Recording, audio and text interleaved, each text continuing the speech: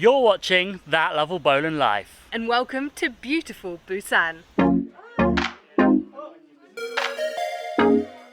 So this is Busan, South Korea's second largest city. And over the next 24 hours, we'll be taking you around to explore some of the top spots.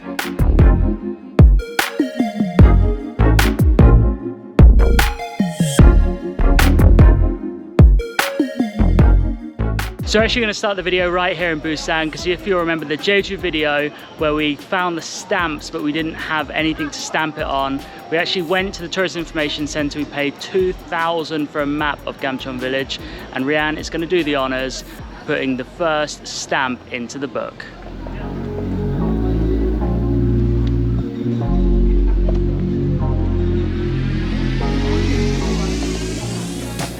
I didn't do it very well, but it doesn't matter, it's fun.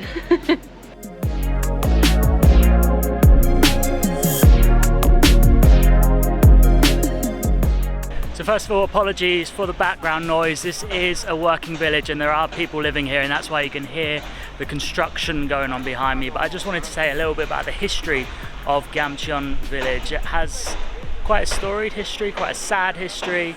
The Korean War in the 1950s, lots of refugees fled here because Busan was actually an area where fighting was not taking place. They built these shanty towns, these Lego brick houses as people call them, right behind me. People lived there, and there was up to about 30,000 people living here at one point, and I think it's down to about 8,000 people now. But yeah, it's still a working village, still people live here, still people work here. It's just a fantastic place to visit.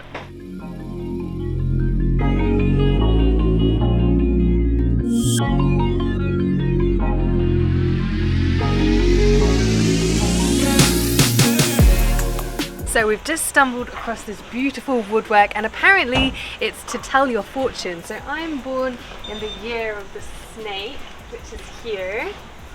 And I'm gonna put my coin in. Is it here? All right.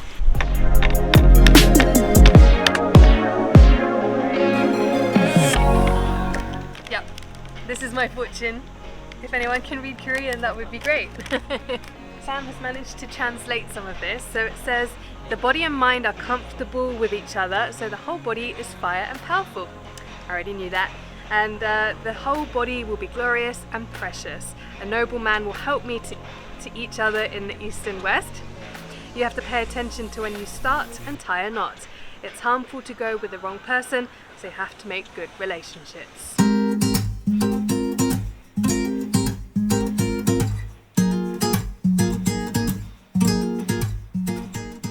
So one thing we've noticed about Korea is they really like to make comparisons with other cities. When we were in Jeju, they called it the Hawaii of Korea, and you could really see why. Busan is known as the San Francisco of Korea, and this place, Gamchion Village, is known as the Machu Picchu of Busan.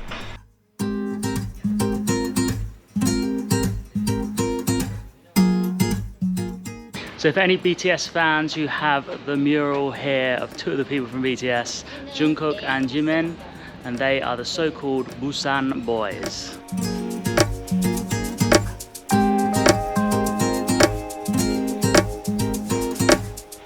So going around Gamchion Village, you'll see a number of these very colourful murals, and it's a really nice story because the community actually paint this and make it a very colourful place to be, especially with the history of this place, as Sam previously mentioned.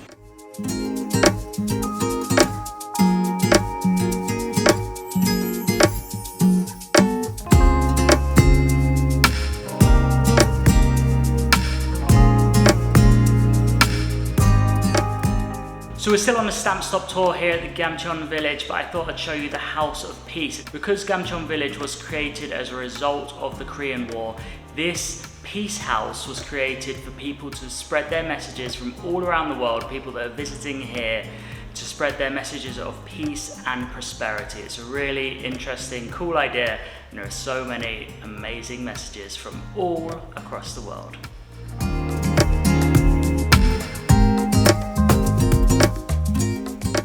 Probably one of the nicer things that Julian Assange has scrawled across the wall.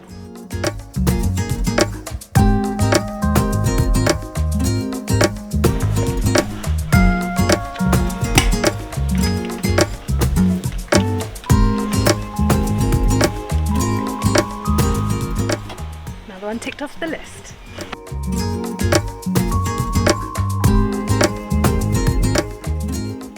So we have found the last stamp zone, and it can't have come at a better time because it's just started raining.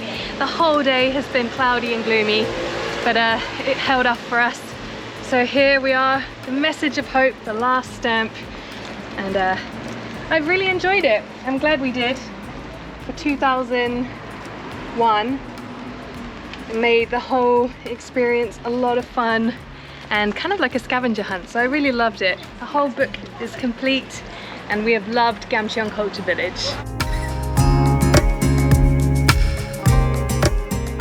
We end at the Tree of Hope. I think you can see it just behind me, all these messages from all these different people from around the world, and it is that message of hope that kind of solidifies all the way through the village. This whole village was created in the 1950s from the Korean War, and although South Korea technically is still at war, you have all the peace, prosperity messages just surrounding you, and it is a really cool thing to do. So if you are in Busan, definitely come down here. It's meant to take 2 hours, that trail. I think for us it took 3 or 4 because we were filming, we got lost a few times, but it really is fun, so make sure you definitely come down. So we're at location number 2, not too far from the cultural village, right next to the ports, because Busan of course is a port city. This is Gelangchi Market.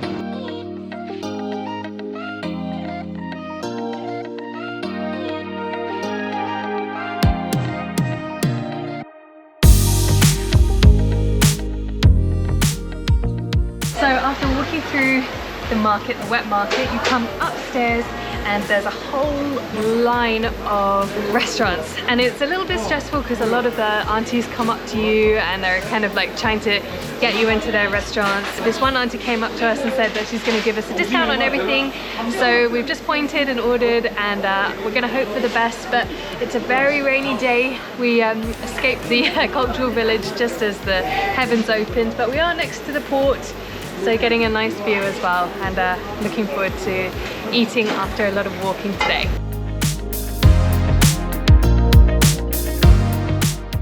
So our banchan has arrived. We've got kimchi, a little sweet potatoes, and also, of course, a trip or any food experience. You can't go without your beer and your soju. So it's been about 20 minutes or so since we ordered, and we've been filling ourselves up on beer, but now our food has arrived, so can't wait to dig in. Now that was certainly an experience at Gelangchi Market. I have to say the auntie really took care of us. She really fed us well. The food was pretty exceptional. I think one of the best meals we've had in Busan, and very reasonable as well. Tomorrow, if the weather is better, we're going to try and hit up the beaches, so we'll see you on the beach.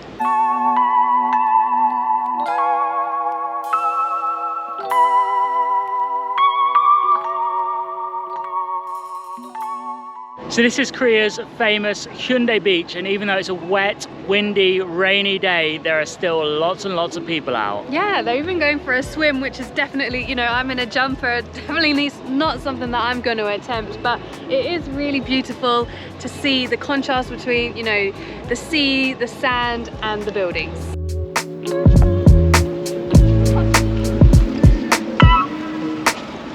Really cool. It says it's beach combing Korea, so I guess they've taken all the plastic bottles, the caps, and made it into some beautiful, colourful art that we can all appreciate.